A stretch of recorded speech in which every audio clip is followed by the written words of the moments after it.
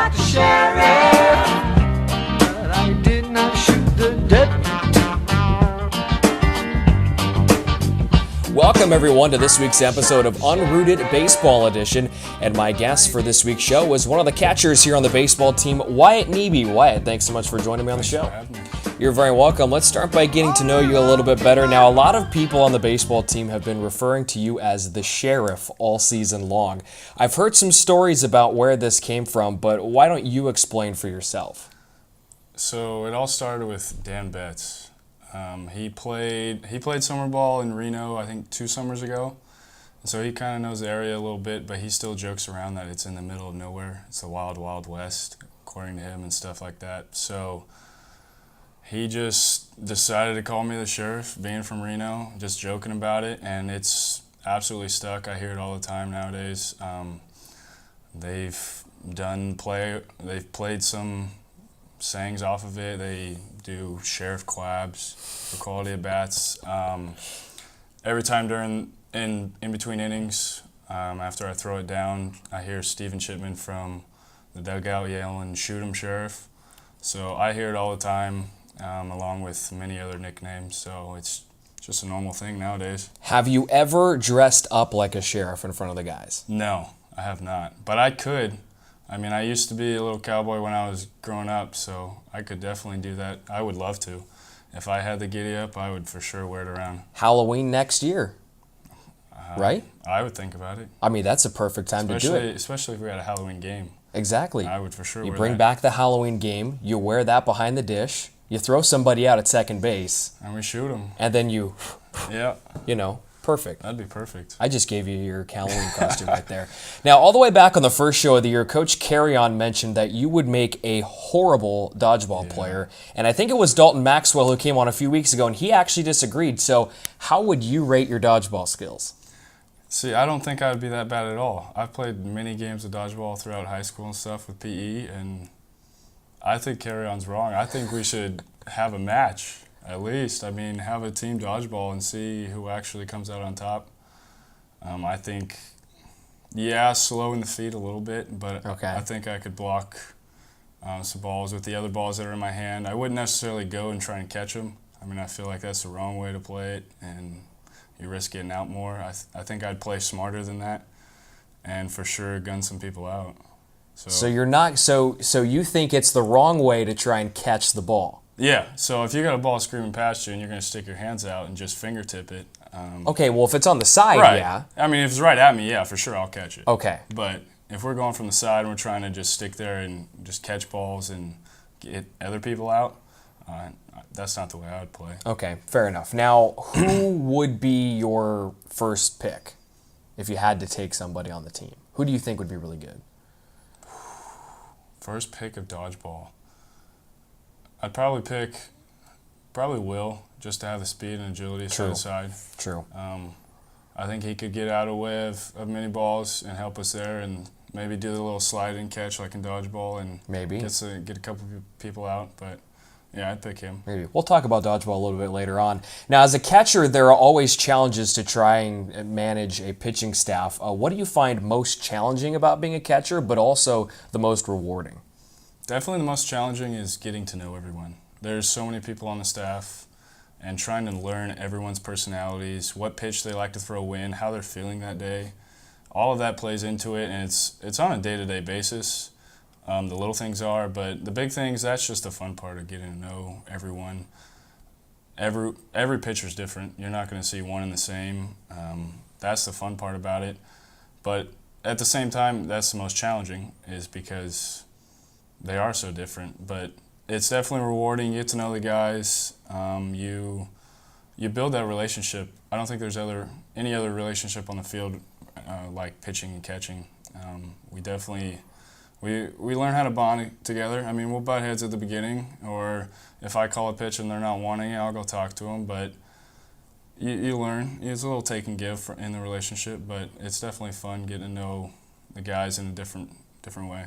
All right, Wyatt, let's talk a little bit about the team now. On the road for the final time in 2018, the Oaks played an entertaining 3-game series against Arizona Christian University. Did it feel like a playoff series with both teams kind of fighting for positioning in the standings? Absolutely. It was back and forth all 3 games. You could feel it just standing there. I mean, in the dugout, both teams going at it, chirping at each other the whole time. It was definitely a playoff atmosphere, and I mean those are the types of games you want to be in.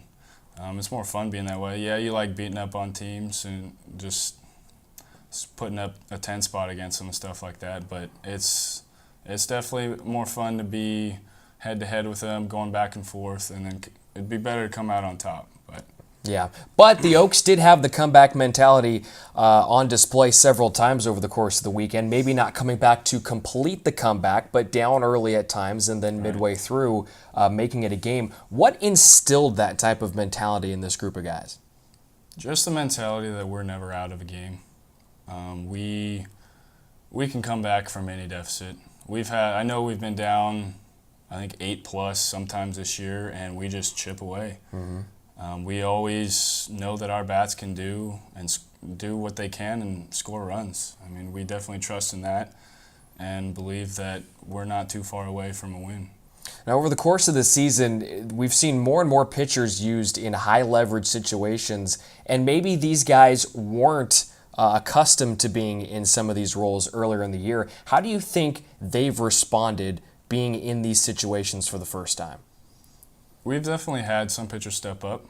I mean, they've gone through adversity throughout the whole season, and we've had some that come in as relief pitchers and do their jobs and get us out of certain situations, and it's worked out well from us in some instances, and other times not so lucky. But they've definitely stuck on their plan and stuck on their game plan and mentality-wise, and I feel like they've done a good job staying mentally strong in those situations and getting us out of situations. Now, transitioning to the final couple of weeks here, you guys spend the last 2 series at home, not having to travel at all. How big of a difference will that make in your pursuit of the playoffs? It's a big difference. Definitely playing at home in front of your own crowd, knowing the field. You're at home, you get home. Some get home-cooked meals, others get the dorm food. But no, it's definitely a home field advantage. I mean, it'll play in our favor, and we definitely have a good shot these next 2 weeks, and it'll help not being on the road and the tiring van rides or having to roll out a little extra. I mean, we can go into the weight room and get that stuff done and be on our own time and definitely have home field. So fans, make sure you come on out because the Oaks are hosting Westmont this weekend. They're up there near the top of the conference standings right now, sitting in 3rd place and 4 games back of 1st. What's it going to take for you guys to put up runs against a very good Westmont pitching staff? I think it's just continuing what we're doing. I mean, we're putting up runs every game, and we've been, successful in that realm. We just have to stick with our game plan hitting and continue to manufacture runs any way possible, and as long as we win games at the end, that's what matters. That is all that matters, especially with 2 weeks left. Doesn't matter how sexy the W is, just get her done. Absolutely. All right, Wyatt, let's get into the final segment of the show. It's called Brownie Bites. I'm going to ask you 3 off-the-wall questions. You give me your best answers. All right. Question number 1, which teammate would make the worst catcher? Ooh. I'm going to have to go with John. He's a bigger guy, and I feel like he could get in the way of some blocks, but I feel like I don't think he would want to. Really? I think he could definitely block some balls, but I don't think he would. I think he'd rather jump out of the way. And yeah, I don't think he would have much fun back there. So he's not one of the guys who, because there are a few of them on the team who, when they're up at bat, they'll take a pitch and like kind of lean into it a little bit. He's not one of them? I see him jump. I mean, he'll wear it though sometimes, but behind the plate, I think it's a different story. You got to want to be able to jump in front of a ball and not jump away from it. But yeah, I don't see him wanting to be a good catcher, and I don't know how good of a relationship he'd make with the umpire. Oh, that no. Too. That does become problematic. I know Yeah. just a couple of weeks ago he had a bit of a run in there. So, Yeah. might be best to keep him at second yeah, base. I'd keep him away from the umpire. Yeah, good call there. Question number 2, which teammate could best sing I Shot the Sheriff? I'm going to go with Big Z. He, after weights or we're just sitting in the calf, he'll be whistling all the time. And I don't even know what song it is, but I know it's on tune. And so I feel like if he can do that, he might have a good voice with it. I don't know if he would sing that kind of music or if he would end up having a good voice, but I'm going to go with, Big Z. As long as he doesn't shoot this sheriff. Yeah. Then we're good. Then we're fine. As long as he's not the one shooting. Yeah, and then question number 3. This one I'm really interested to see what your answer is. Which teammate could lead a team that would take down Globo Gym in the dodgeball championships? I'm going to go with Tanner. All right. I don't know how good he would be at dodgeball, but I think he could definitely lead the team with his spirit and just rally the troops. I think he could for sure instill some motivation and energy. And he does in the dugout all the time, him and Dan. So I think it would be a mix between those two. But I'm going to go with the lefty because I got him throwing down from the side too. But, I'm going to go with Tanner. As you're answering that question, do you picture him in the yellow and red Average Joe's top? Oh, yeah. Because that image is just blowing through my mind right now. Yeah. And it looks great. Oh, yeah. Like, I can actually see him as one of the characters in that movie. And he's got the long flow. I mean, he could be the brown-headed Steve the Pirate. So he'd fill the role of that. You killed me. As long as That's he doesn't fantastic. shave it off. That's no, and I don't think he ever will. No. I think Tanner is going to be one who keeps that for a very long time. I could see it. Because I was talking to him about it last weekend when we were in Arizona. He said he's been growing it for 2 Thanksgivings. So, Jeez. And he's definitely got his routine in the morning with all his hair stuff and all the products he's got. I thought my mustache was bad, which is no longer here, and I feel very weird admitting that, but that's not what this show is about. So, Wyatt, thank you for joining me on the show. I appreciate it. You're welcome, folks. The baseball team is at home this weekend. They will be for the final 2 weeks of the 2018 regular season. They host Westmont this weekend on Friday, single game at 3 o'clock out at Cartan Field, and then the doubleheader on Saturday, the 14th, which will start at 11 o'clock. All 3 games streamed live on the Menlo College Sports Network. We invite you to tune into next week's show when Wyatt Nebe will select the final interviewee for the 2018 season of Unrooted Baseball Edition.